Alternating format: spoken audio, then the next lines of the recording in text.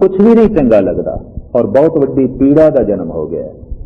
मन की बिरथा मन ही जाने अवर के जाने को पीर भरैया। ये हुण पीर दूजा किस तरह जाने, तीजा किस तरह जाने। कबीर कहते ने ये चोट ये शब्द का तीर मैनू लग्या ते लगदियां की हो गया। कबीर गूंगा हुआ बावरा बहरा हुआ कान पांव ते पिंगल भया मारिया सतगुर बाण। ऐसा बाणी दा बाण वजया, ऐसी शब्द की चोट लगी है। गूंगा हुआ गूंगा हो गया। भाव जबान मिथ्या वाक नहीं बोलती, जबान तो गलत बयानी नहीं निकलती, जबान झूठ नहीं बोलती। अगर बोलती है तीर नहीं लगे। पहचान मिथ्या नाही रसना परस मन में प्रीत निरंजन दर्श। ते जबान दे ते अगर मिथ्या वाक है तो अजे जिंदगी भी मिथ्या है, कुछ भी नहीं। कबीर कहते ने कि मैं गूंगा हो गया, मैं मिथ्या वचन नहीं बोल सकता, मैं गलत बयानी नहीं कर सकता। कारण गूंगा हो गया। उस तरह की जबान मेरे को नहीं रही जो मिथ्या बोल सके, गलत बयानी कर सके। और कहते ने सियाणे कि बहुत सारिया विपतावां आम समाजिक संसारिक जबान के कारण करके आउंदियां। जिस बंदे की जबान काबू नहीं, उस बंदे दियां संसार दियां उलझना काबू विच नहीं हो सकदियां। जनाब शेख सादी ईरान के प्रसिद्ध सूफी फकीर का कहना है, कम आवाज हरगिज न बीनी खजल। भी जो घट बोलता है तो उन्ना ही बोलता है जिन्नी लोड़ है। ऐसा बंदा कभी खज्जल नहीं आता, भाई ख्वार नहीं होएगा, दुखी नहीं होएगा। कम आवाज हरगिज न बीनी खजल जवै मुश्क बेतरज यक तो दै गिल। शेख सादी साहब कहते ने जवै जौ दा दाना, यक तो दै गिल एक मिट्टी दा पहाड़ तोदा। आप कहने ने एक गल कर भावें जौ दे दाने वर्गी निक्की होवे पर होवे मुश्क कपूर वर्गी। ओदे सुगंधी होवे, ओदे कुछ जान हो, ओदे कुछ जिंद होवे। ते गल्लां दा तू ढेर ला दें ते ओदे कोई जिंद नहीं, जान नहीं, सुगंधी नहीं, तो वो तो एक मिट्टी का ढेर है और कुछ नहीं, मिट्टी का तोदा। जवै मुश्क बेतरज यक तोदा गिल। एक तोदा मिट्टी की थां दे एक जौ दे दाने जिन्नी गल आख पर होवे मुश्क कपूर वर्गी। जिंदगी देण वाली होवे, गल विच कुछ होवे। एवें तो मिट्टी का तोदा ही खड़ा कर दें, गल्लां दा ढेर खड़ा कर देवें तो फिर विपता तो है, उहदे नाल मुश्किलां ते खड़ियां होणगियां। घरेलू समाजिक अनेकां उलझना जबान के कारण करके खड़ियां होंदियां। ते जिहड़ा बंदा बहुता ही बोली जाता है, बहुता ही बोली जाता है, जबान से काबू नहीं हो ही नहीं सकता, इस बंदे की जिंदगी च उलझना ना हो, रोज होणगी। इस तरह के बंदे वास्ते रोज विपता होगी, घर दे भी होगी, बाहर भी होगी। जबान से काबू नहीं, अनर्थ बोली जाता है, बोली जाता है। भगत कबीर कहते मैं गूंगा हो गया, मिथ्या मैं बोलता ही नहीं, गलत बयानी मैं करता ही नहीं।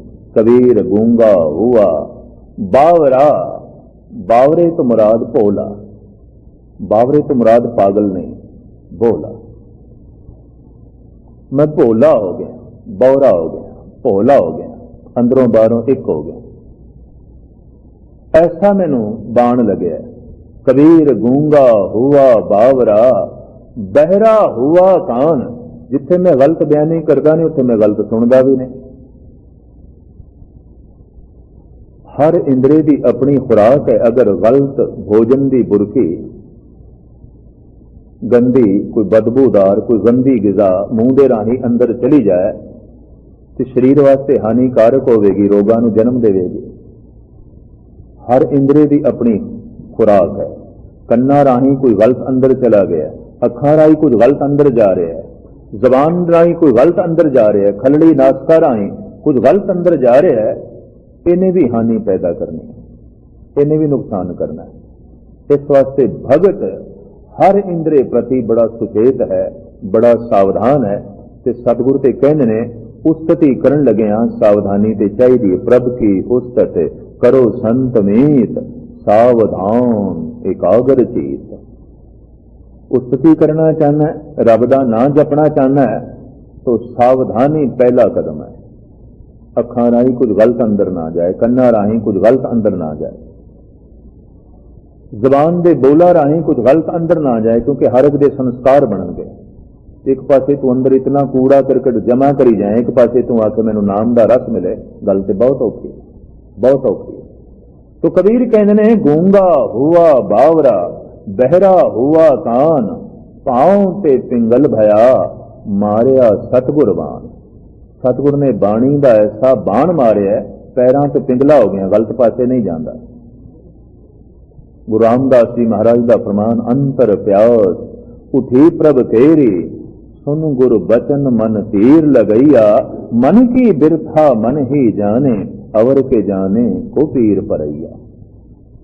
प्यास पैदा हो गई है, तड़प पैदा हो गई है, एक पीड़ा का जन्म होया है, पर इस पीड़ा नूं हुण ओह किस तरह जाने जिसनों कदी ये पीड़ा लगी नहीं। ते भाई गुरदास जी कहते जगत दे इस तरह की होर कोई पीड़ा नहीं है जितनी ये है। चोट चाहे संसार दे दुख दी लगे ते चाहे शब्द दे दुख दी लगे। तुसीं आखोगे शब्द दा दुख, शब्द दी पीड़ा है, शब्द दा दुख है। शब्द दी चोट लगदे बंदा उदास हो जाएगा, उपराम हो जाएगा, ते पहली निशानी अंदर पीड़ा पैदा हो जाएगी। जगत दे ऐसा कुछ भी नहीं जिस तो तृप्ति मिल सके, जगत दे ऐसा कुछ भी नहीं जिस तो रस मिल सके। शब्द दे चोट लगदे ये बोध जागदा है, ये पता चलता है, ते मिलन दी पीड़ा, बिरहे दी पीड़ा, इस सब कुछ का जन्म होता है। तो उदासी एक शुभ लक्षण है परमात्मा दे मार्ग का। मन ही माए उदासा, उदास उपराम। जगत तो चोट लगी है, चाहे शब्द तो चोट लगी है, मनुख नूं ये जिंदगी कबूल नहीं होती। जिस तरह का जी रहा है कबूल नहीं होती। बंदा अपने ही मोंडियां दे उत्ते किसी मित्र संबंधी अजीज अकारब नूं किधरे मरगट घाट लै गया, तो जो उसके मन की हालत होती है, जो उदासी, जो निराशा उसके अंदर पैदा होती है, जगत कुछ भी नहीं है, संसार कुछ भी नहीं है। जीवन का रस हो जाता है, जिंदगी का रस हो जाता है। तो मैं फिर अर्ज करा, चाहे शब्द की चोट लगे ते चाहे जगत तो दुख की कोई चोट लगे, बंदा उपराम जरूर होता है, उदास जरूर होता है। ते उदास होना शुभ लक्षण है, धर्म दे मार्ग की पहली निशानी है। अगर जेड़ा समझदा है ये जग मिठा अगला किने डिठा, जगत दे बहुत कुछ है, अज मैं नहीं तृप्त होया ते कल हो जावांगा, अज मैनू संसार तो रस नहीं मिले ते कल मिल जाणगे, जिसकी सोचनी इस तरह की है, सेवा करनी अजे वो धार्मिक नहीं है। चाहे रोज गुरुद्वारे आ रहे हैं, अजे वो धार्मिक नहीं है। चाहे रोज बाणी पढ़ रहे, अजे बाणी की चोट नहीं लगी उसमें, अजे तीर नहीं लगे, अजे तो सोचता पे जे जगत विच है ऐसा कुछ, मैं तृप्त हो सकता, ये गल वखरी, चलो अज मैं नहीं तृप्त कल हो जावांगा, अज मैं आनंदित नहीं हाँ तो कल हो जावांगा। पर शब्द की चोट लगने एक गल समझ आ जाती है, जगत विच ऐसा कुछ भी नहीं जिस तो मेरी तृप्ति हो सके, सहूलतां हो सकती हैं, लोड़ां की पूर्ति हो सकती है, तृप्ति नहीं हो सकती। समझ पै जाएगी, उदास हो जाएगा, उपराम हो जाएगा। पूर्ण तौर पर उदास होया, उपराम होया मनुख, उहदे अंदर फिर दो तरह की धारणा पैदा होती है। अगर सिर्फ दुखों तो ही चोट लगी है तो ज्ञान अंदर नहीं, तो ऐसा बंदा आत्मघात करने की सोचता है, खुदकशी, कि जिंदगी कबूल नहीं, प्रवान नहीं। तो जे शब्द की चोट लगी है तो फिर वो इस जीवन को बदलता है, या तो आत्मघात करेगा, या आत्म क्रांति करेगा, या खुद को बदलना है, या खुद को खत्म करना है। किहड़ी हालत है? जब बंदा उदास होता है, जब बंदा निराश होता है, जब बंदा उपराम होता है। जगत विच कौन खुदकशी करते हैं? जो उपराम हो गए ने। जगत विच कौन आत्म क्रांति करते हैं? जो उपराम हो गए ने। धार्मिक कौन बने ने? जो उपराम होए ने। जगत के सारे संत महात्मा भगतां दी तुसीं जीवन कथा पढ़ के देख लो, संत पने का जन्म ही उदासी तो होया। जिस दर कारण फिरां उदासी, सो दर कोई आए कहे, गुरु नानक देव जी महाराज। बन से सगन सबह कर समझो, मन ही माहे उदासा। घर नूं ही जंगल समझ ले, घर नूं घर तो क्यों समझे। घर में खास करके पुरुष नूं 4-5 दिन लगातार बिठा रखिए, बाहर निकलनी ना दीए, बैठ तू घर दे, इसे ही घर दे च रह। चौथे दिन घर खाण नूं पैंदा, जंगल प्रतीत हो जाता, उदास हो जाता बंदा, उपराम हो जाता। उस उदासी नूं, उस उपरामता नूं बाहर भज दौड़ के बुला छड़दा है। इस वास्ते चेता नहीं रहिंदा। साहिब कहंदे ने घर जंगल है, घर उजाड़ है, उदास रहे, उपराम हो जा, मन ही माए उदासा। उदास बंदा, निराश बंदा, उपराम बंदा या आत्मघात करेगा या आत्मक्रांति करेगा। आत्मघात करना, खुदकशी करना धर्म की दृष्टि दे भी जुर्म है, पाप है, कानून की दृष्टि भी पाप है। जिसने जीवन दिता है, मरण उसके हाथ च है। आत्मघात करेगा, बहुत वड्डा गुनाह है, बहुत वड्डा पाप है, बहुत वड्डी बुज़दिली है। आत्म क्रांति कर, खुद नूं बदलण की कोशिश कर। तो मैं अर्ज करा, जगत तो चोट खा के भी कईयां ने अपने आप नूं बदलण की कोशिश की थी, खुदकशी करन दी नहीं। जैसे भरतरी नूं संसार तो चोट लगी थी, शब्द की चोट नहीं, ज्ञान की चोट नहीं लगी। इन्नी मैं अर्ज करदा।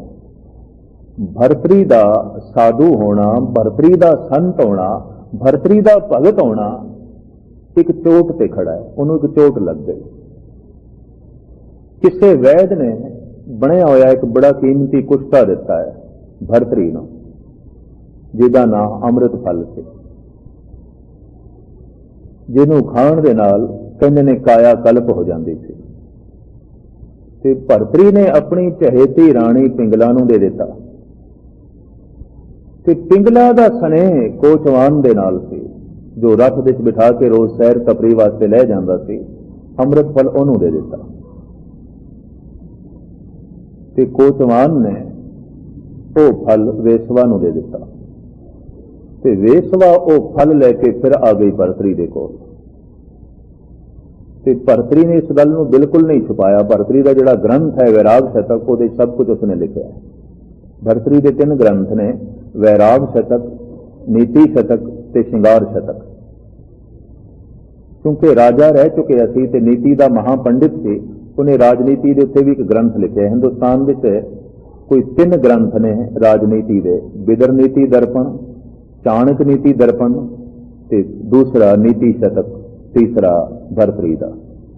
राजनीति के संबंध इन्हां 3 महापुरुषों के अपने अपने वचन मिल रहे हैं।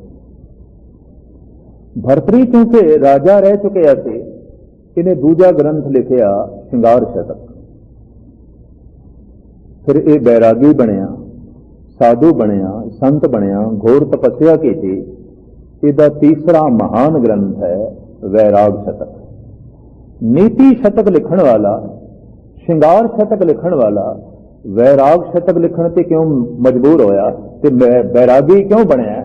उन्हें वैराग शतक के आरंभ दे ही लिख दिता है भी किसी को शक पवे मैं राजा, श्रृंगार शतक का मैं लिखा रही हाँ। श्रृंगार रस देते उसने इतना लिखा है कि शायद किसी बड़े तो बड़े रसीए ने भी इस ढंग नाल लिखे हो जिस ढंग नाल भरतरी ने लिखे। ते नीति का तो महापंडित सी राजनीति का, इस वास्ते राजनीतिक ग्रंथ अगर उसने लिखा है तो ये कोई बहुत वड्डी गल नहीं। वैराग शतक लिखिया ते आरंभ दे लिखता है, जिन को चित मैं चित मोह तिन की तन मोह तन माए रतीना, वो आन पुमान के संग रती फुनता मन में गन का ग्रह कीना, भृग है अब लाभृत कंदरप पे और मोह धिकार जो मार अधीना, इस रीत समूह की प्रीत तजी निरप होए जोगीश्वर ईश्वर चीना।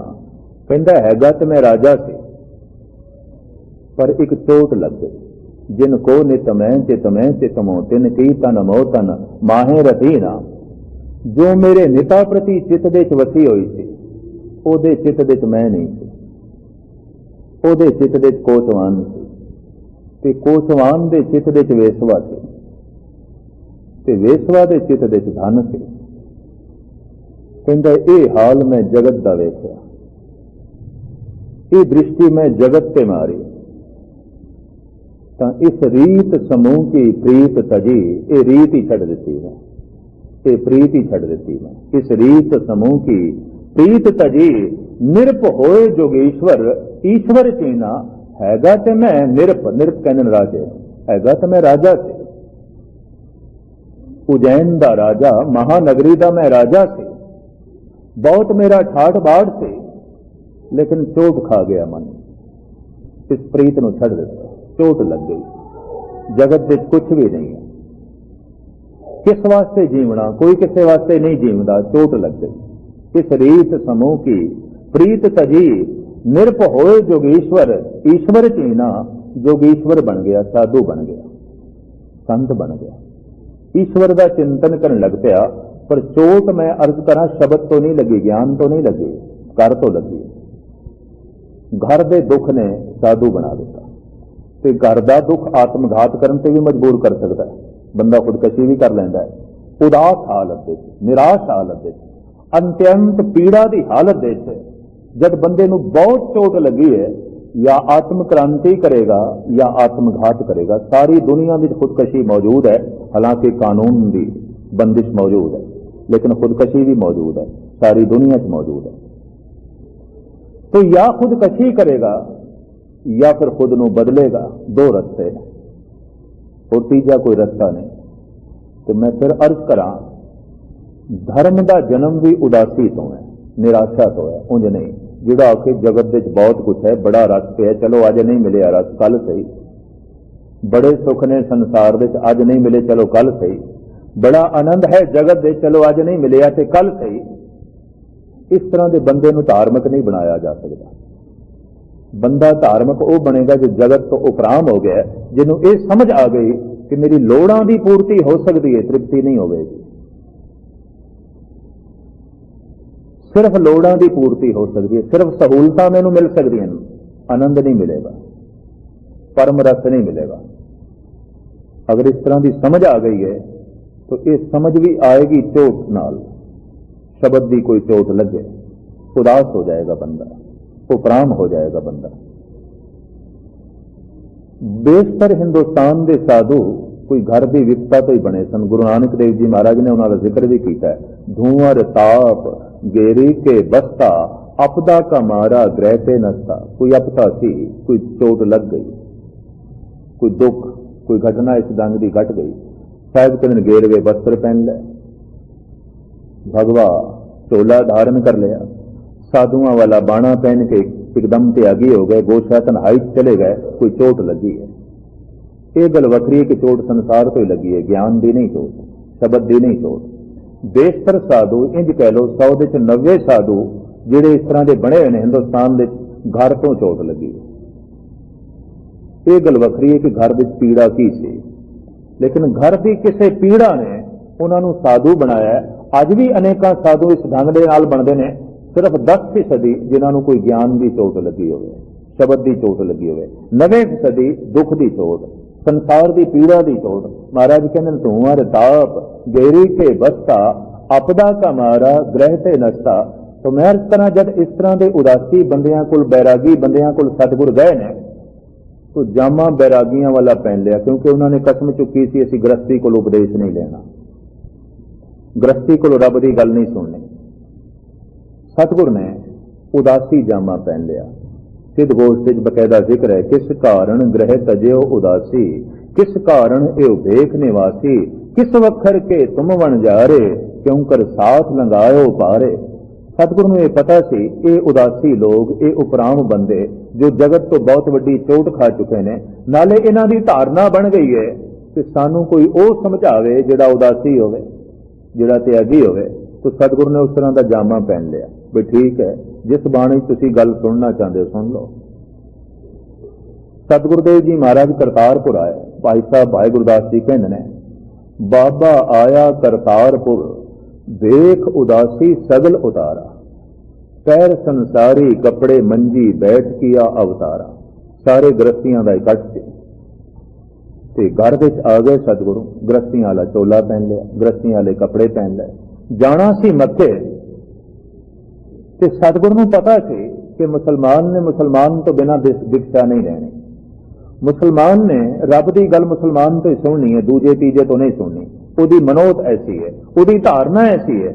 तो भाई साहब भाई गुरदास जी लिखते हैं, सतगुर ने भेख जिहड़ा धारण किया होए, आसा हथ किताब कछ कूजा बांग मुसल्ला धारी। मुसल्ला भी रख लिया, कूजा भी रख लिया, चोला भी सूफियां वाला पहन लिया, ते बगल दे जिहड़ी किताब सी लोकां नूं ते भुलेखा लग्या कुरान शरीफ है, कुरान शरीफ नहीं सी।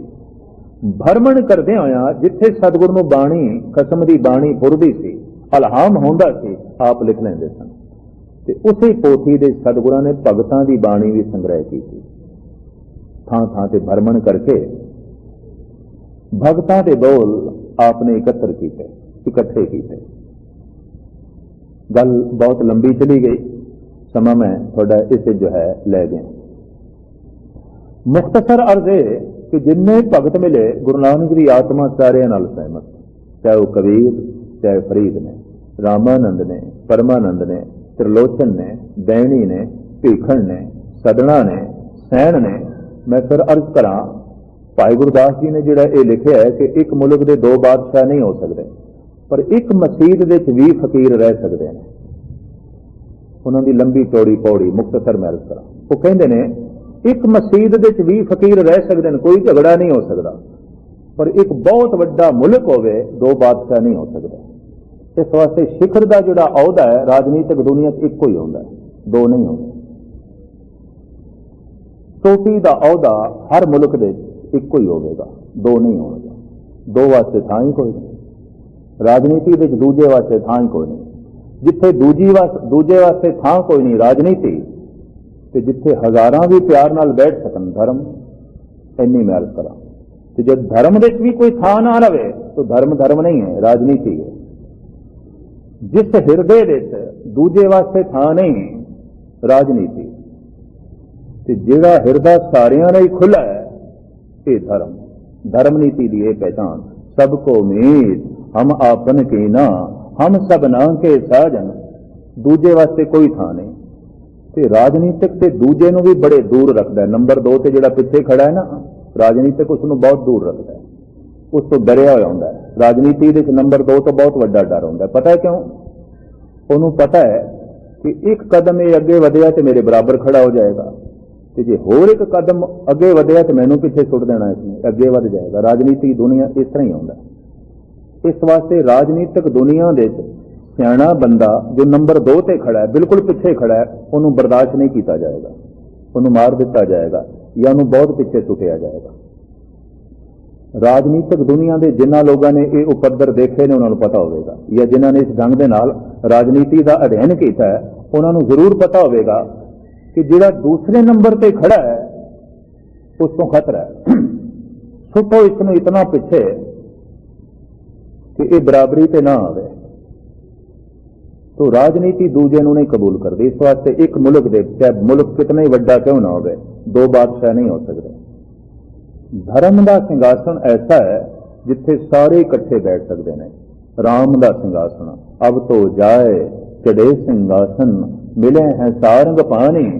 ये सिंघासन राम का है। इस पर कबीर बैठ सकते हैं, तो नामदेव भी बैठ सकते हैं, फरीद भी बैठ सकते हैं, कोई झगड़ा नहीं। इस पर जयदेव भी बैठ सकते हैं, परमानंद भी बैठ सकते हैं। पर मुल्क का कोई सिंघासन है, राजे का कोई सिंघासन है, एक बैठ सकता, दूजा नहीं। दूजे वास्ते थां ही नहीं है। जिथे दूजे वास्ते थां नहीं उन्होंने कहते राजनीति। जिथे सारियां वास्ते हिरदा खुला है, धर्म नीति।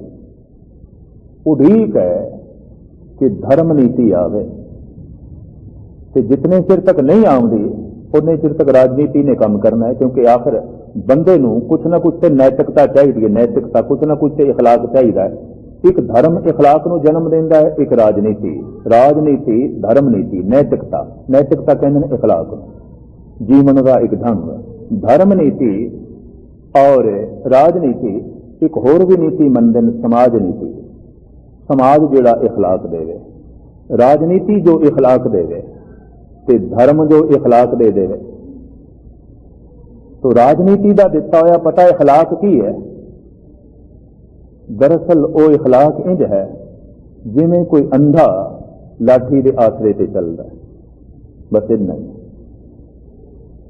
10 अंधे उधरों आ रहे हैं, 10 अंधे इधरों आ रहे हैं, है लाठी हाथ, टकरा जानियां लाठियां, कई दफा अंधे टकरा जाते हैं। जितना राजनीतिक दुनिया टकराव है इतना समाजिक दुनिया च नहीं है, क्योंकि लाठी के आसरे से ही चलना है सिर्फ, अंदर तो कुछ भी नहीं है, ना सुख ना चैन ना सील ना संयम दया धर्म कुछ भी नहीं है। बाहर एक जो कानून की लाठी वो आसरे से चलना राजनीति। तो 10 अंधे उधरों आ रहे हैं, 10 अंधे इधरों आ रहे हैं, टकरा जाएंगे, लाठियां टकरा जाएंगियां। समुची दुनिया में राजनीतिक दुनिया टकराव है, क्योंकि अंधे।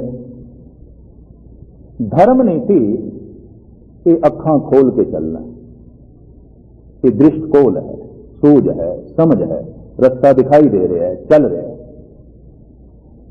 पर समग्र तौर पर सारी दुनिया च धर्म नीति प्रधान रही होवे ऐसा जमाना कभी आया नहीं है। पृथ्वी से इस तरह का माहौल कभी नहीं बनया कि धर्म नीति 60% मनुखों च भी होवे, ऐसा भी कभी नहीं होया, वरना शायद राजनीति की लोड़ ही ना पैंदी। धर्म नीति दूजे का हक खोना, धर्म नीति तू दूजियां की प्रसन्नता का बायस बना, धर्म नीति तेरे हासे भी दूजियां लई होण, तेरी खुशियां दूजे भी मान सकन।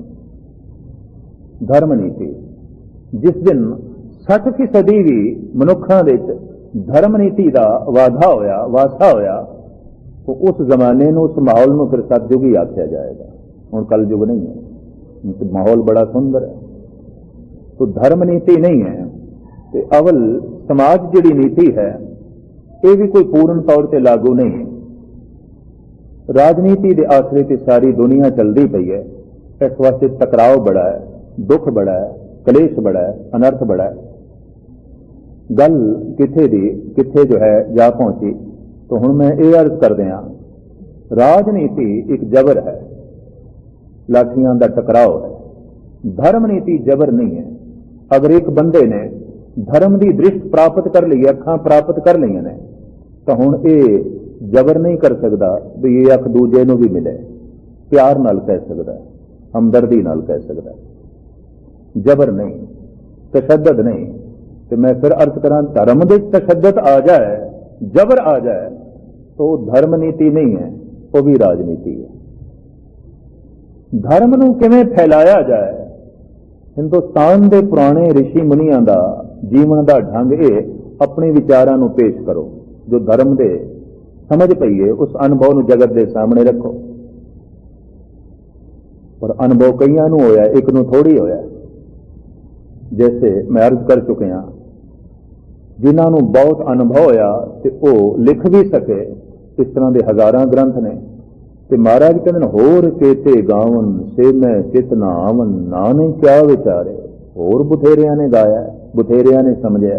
महाराज कहते मैं गिनती नहीं कर सकता उन्होंने। सानू उन्हीं भगतां ते संतां दा पता है जो कुछ बोल गए या लिख गए, लेकिन दुनिया च होर भी इस तरह के भगत होए ने, नहीं बोले, नहीं लिखे, लेकिन परम रस माणिया, परम आनंद माणिया।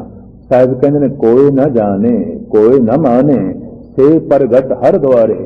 हरि दे द्वार, परमात्मा के द्वार दे कोई ऐसे भी प्रगट होए ने, ऐसियां नूं भी मान मिलिया है। कोई न जाने कोई न माने, न जगत ने किसी उसनूं जो है मनिया ते ना ही जगत ने जाने कि वह भगत सी, संत सी। जगत नूं पता भी नहीं चलिया, जगत ने मनिया भी नहीं, लेकिन परमात्मा के दर से कबूल हो गया, ईश्वर के दर से कबूल हो गया। इस तरह के अनेकां ने, अनंत हो गुजरे ने, बेशुमार ने, गिने जो है नहीं जा सकते।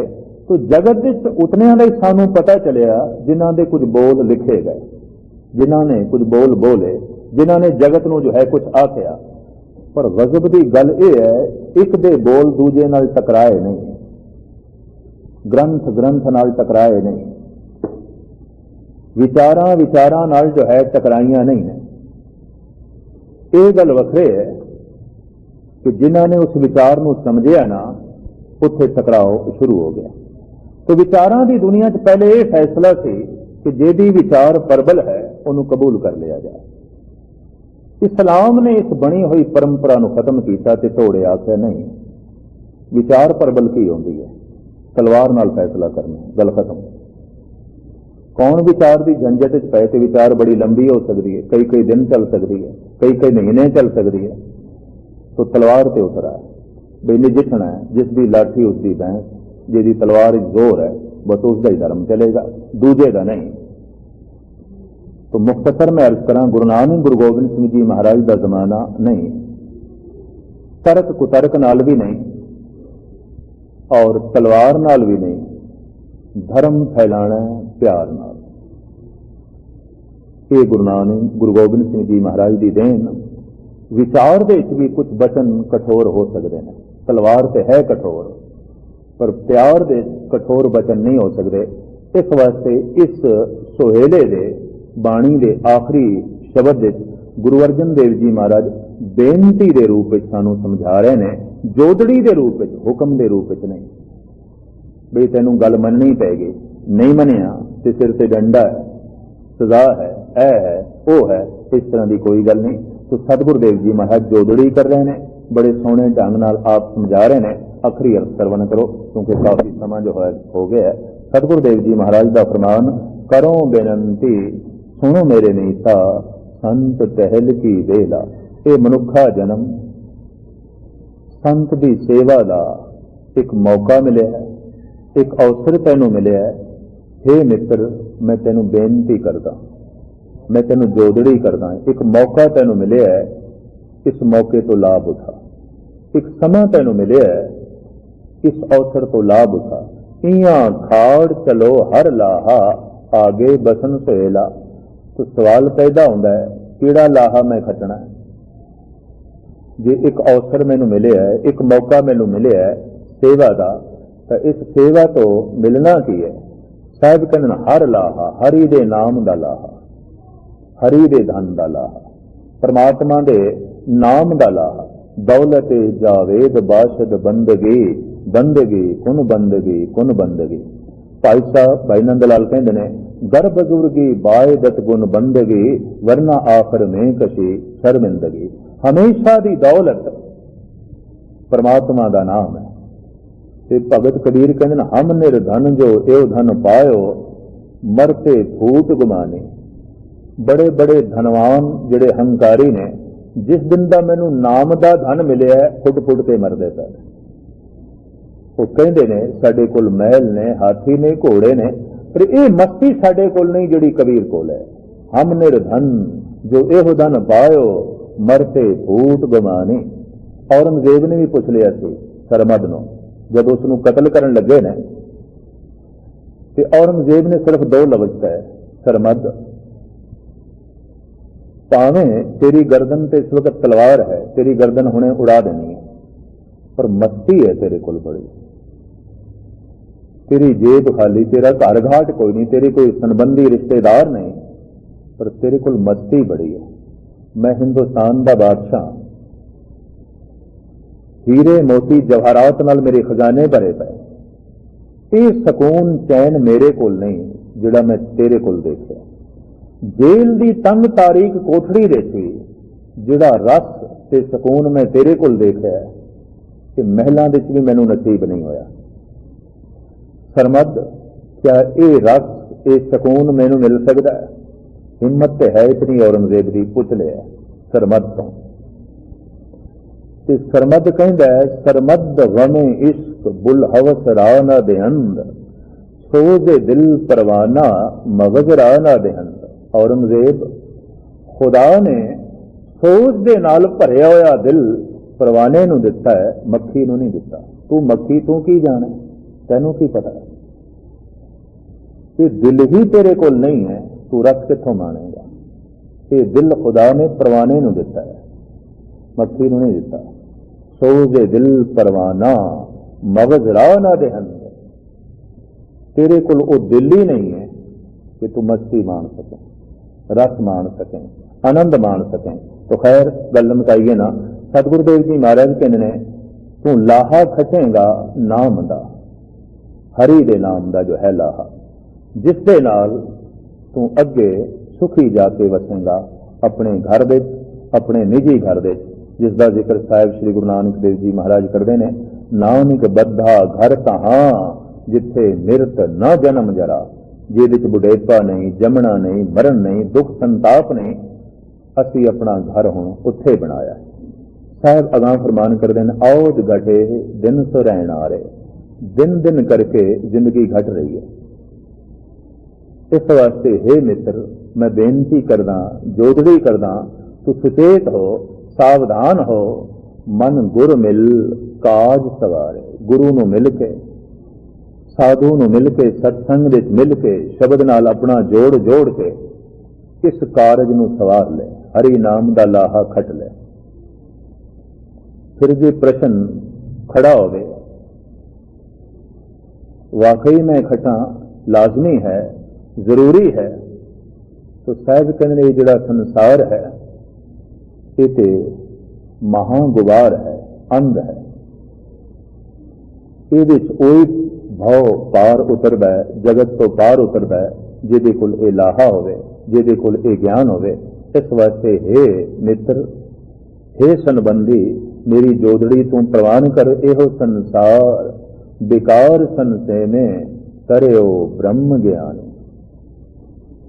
ये संसार इस ढंग का है, ये विकार ने, संशय ने। गुरुद्वारे तो बाहर निकलो संशय ही संशय ने। सिर्फ गुरुद्वारे की थोड़ी जिहा श्रद्धा ते विश्वास जाग सकता है, वो भी किसी विरले का। बाहर जाते तो संशय ही संशय ने। रब जोड़न का वसीला, रब नाल जुड़न का वसीला एको ही घर दे, ते टुटन का वसीला हजारां घर। किधरे भी जाओ मन टुटेगा, हजारां वसीले मौजूद। इस वास्ते साहब कहते हैं ये सारा संसार मानो विकारां का घर है, संशयां का घर है। इस संसार तो कोई तरे है, कौन तरे? हो ब्रह्म ज्ञानी, जिहदे कोल ब्रह्म का ज्ञान है, अकाल पुरख का ज्ञान जिसने शब्द तो हासिल कर लिया है, गुरु तो हासिल कर लिया है, कोई जो है पार उतरे है। जिसे जगावे प्यावे एहो रस, अकथ कथा तिन जाने। जगावे इसका मतलब है जिहदे कोल रस है वह जागया होया है, जिहदे कोल बेरसी है वह सुता होया है। जागत सोया जन्म गवाया। महाराज कहते तू जागदा होया भी सुता होया है, जिंदगी व्यर्थ जा रही है। सुते हुए ते जागे हुए की पहचान के रसना वाहिगुरु वाहिगुरु करे ते वाहिगुरु आखदियां स्वाद आवे, बंदा जागे होया है। ते जे नहीं स्वाद आया सुता होया। सुते का संबंध जैसे संसार नाल टूट जाता है, मन के पल से जो सुता होया मनुख है उसका निरंकार नाल संबंध टूटिया होगा। सिमर सिमर गुर सतगुर अपना सोया मन जागाई। सिमरन दे नाल सुते मन नूं जगाना है। ते जिस दिन मन जाग पैंदा है, रसना जैसे बाणी पढ़ती है स्वाद आउंदा है। रसना जैसे वाहिगुरु वाहिगुरु जपदी है रस आउंदा है। इस वास्ते महाराज ने तो साफ कह दिता है, प्रभ जी बसे साध की रसना। परमात्मा का वासा किथे है? साधक की रसना को। कबीर मेरी सिमरनी रसना ऊपर नाम। नाम किथे है? परमात्मा किथे है? कबीर कहने मेरे रसना ते। रसना गीधी बोलत राम, असी राम आखते हैं रस नाल भर जाते, राम कहते हैं स्वाद नाल भर जाते हैं। तो वाहिगुरु आखते हैं स्वाद आवे तो रसना जागी है, वरना नहीं। रब की गल सुनते हैं स्वाद आवे, किसकी सोए सुनी मन हरिया। महाराज कहते मन हरा भरा हो जाता है जब उसकी गल सुनते हैं, उसका शब्द सुनते हैं। सुनते हैं मन में खेड़ा पैदा हो गया तो कन जागे हुए हैं। जपदिया जबान रस नाल भर गई तो रसना जागी हुई है। और रसना ते कन उदों जागणगे जद मन जागेगा। ते मन जागदा है शब्द की चोट नाल, शब्द के खड़ाक नाल। महाराज इत्थे फरमान करते हैं, जिसे जगाए प्यावे एहो रस। जिन्हों वो अकाल पुरख अपने शब्द द्वारा जागृति प्रदान करता है, उन्होंने ये रस पीण नूं नसीब होंदा है। अकथ कथा तिन जानी। परमात्मा की जुड़ी वो अकथ कथा है, जिन्हों बयान नहीं किया जा सकता, वर्णन नहीं किया जा सकता, वो जान लेंदा। वो समझ लेंदा, क्योंकि वो जागया होया है।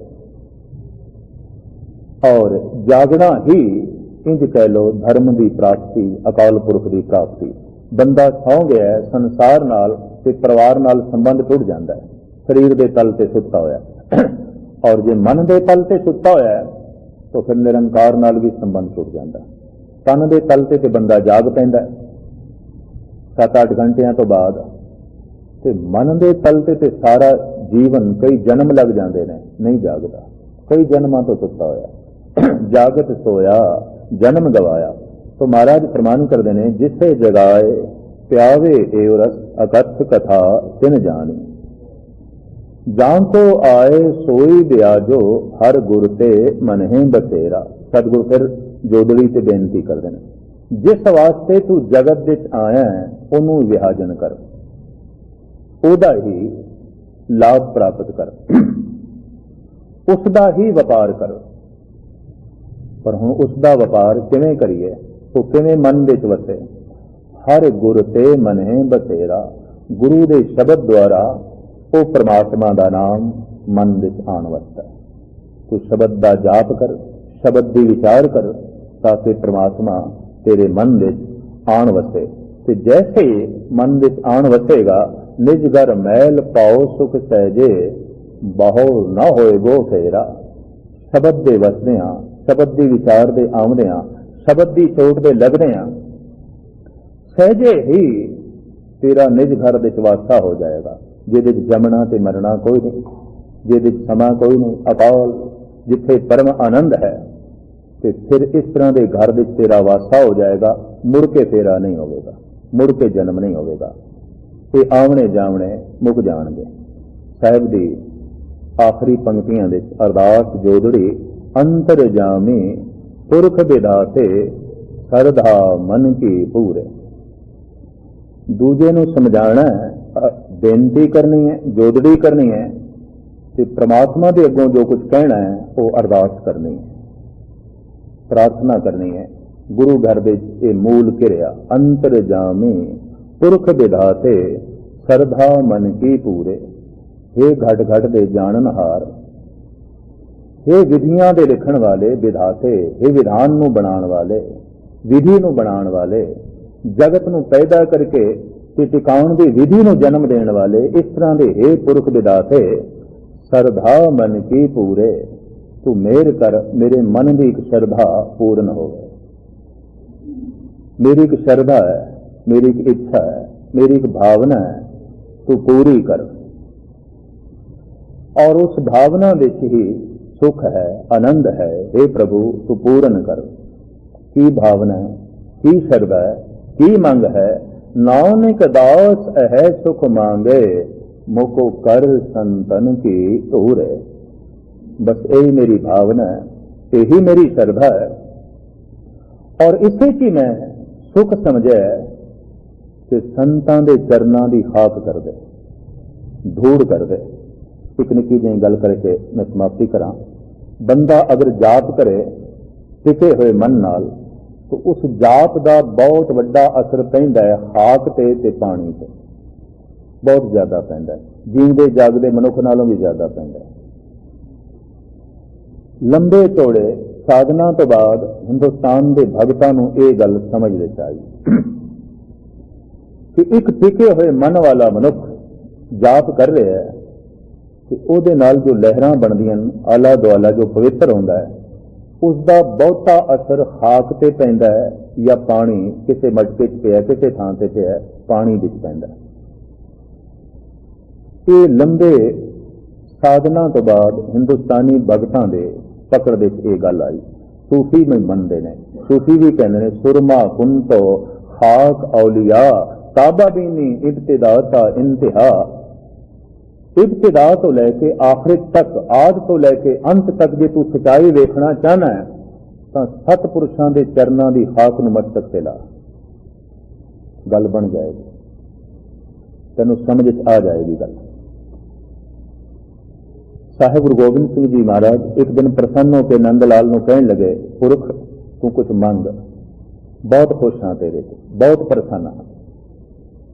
भाई साहब की मंग शबद कुर्बान हा के राह संगत, दिले गोया हमें बस आरजू कर द। ऐ मेरे बादशाह, होर ते कोई आरजू रही नहीं, होर ते कोई इच्छा नहीं रही, बस इको ही इच्छा है, इको ही आरजू है कि संगतां दे चरनां दी खाक मैनू कर दे, धूड़ मैनू कर दे, ताकि मैं पावन हो जाऊं, ताकि मैं पवित्र हो जावां।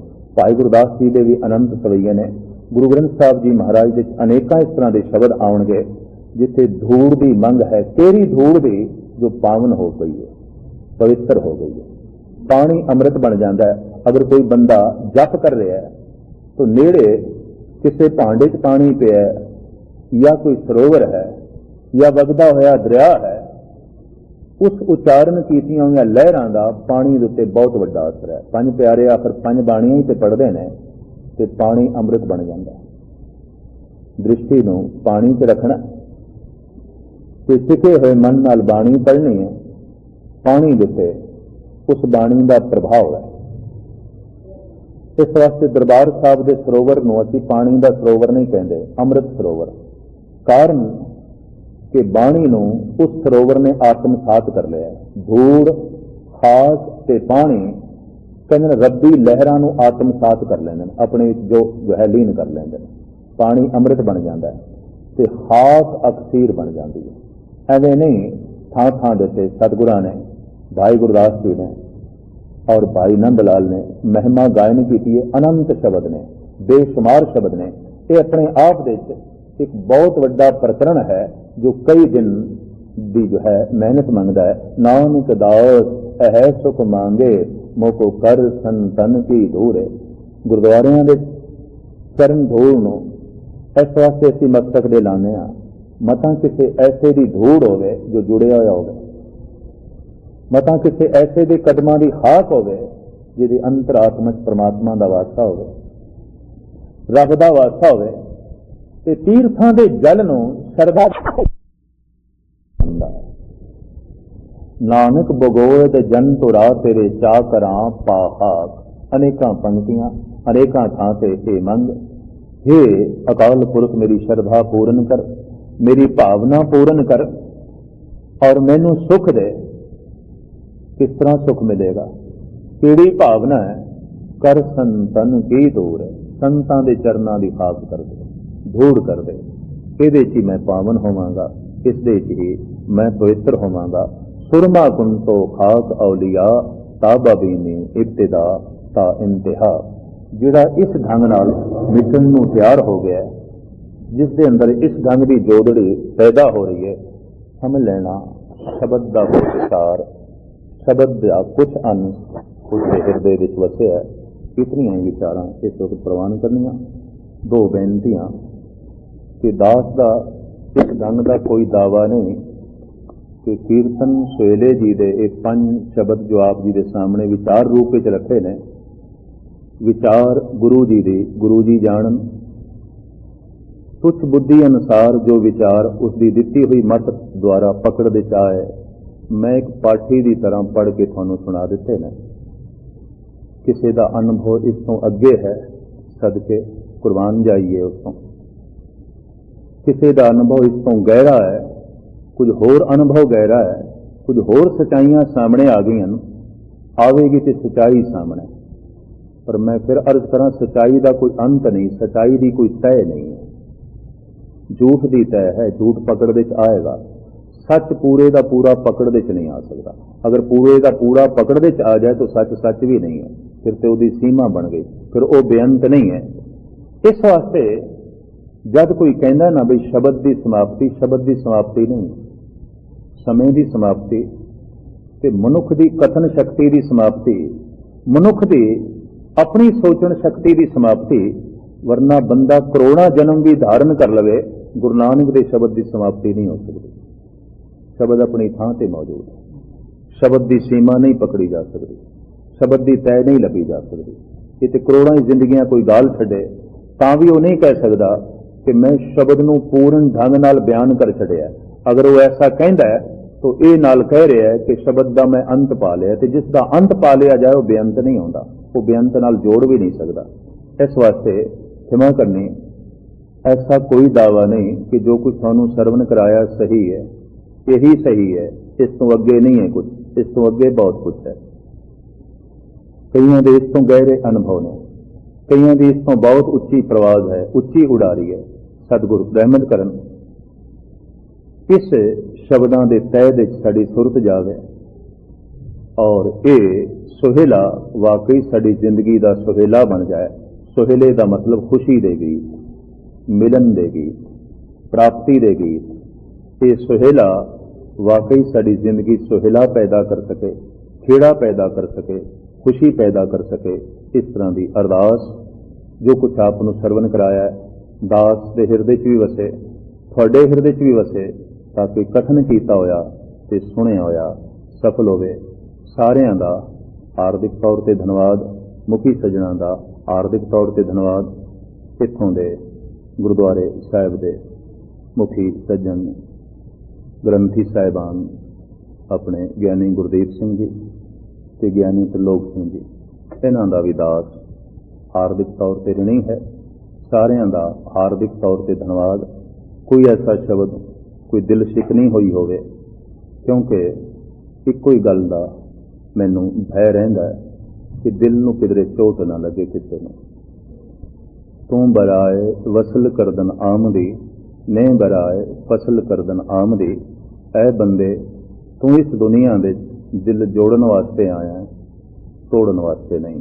कोई ऐसा शब्द अज्ञानतावश निकल गया होवे जिस नाल किसी दे हिरदे नूं चोट ठेस पहुंची हुई है, उस लई दास हार्दिक तौर पर क्षमा की जाचना।